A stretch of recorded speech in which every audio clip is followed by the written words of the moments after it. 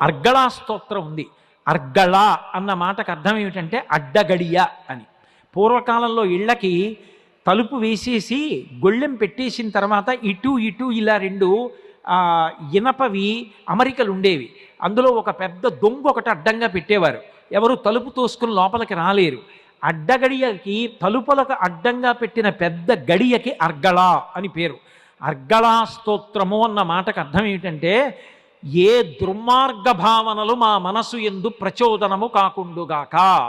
ఒక్కటి జ్ఞాపకం పెట్టుకోండి, ఒక మంచి పని జరిగినా ఒక చెడు పని జరిగినా దానికి విత్తనం ఎక్కడుంది అంటే మనసులో ముందు భావం ఉన్నది. నేరము జరిగిన తరువాత తెలుస్తుంది, భావం పట్టుకోలేరు, సాధ్యం కాదు. వీధిలో ఎవరో ఒక వ్యక్తి నిలబడ్డాడనుకోండి, అతను ఏ భావనతో నిలబడ్డారో ఎవరు కనిపెట్టగలడు? ఎవ్వడూ కనిపెట్టలేడు. కానీ వాడు ఒక దుర్మార్గమైన పని చేసేసాడు అనుకోండి, అప్పుడు తెలుస్తుంది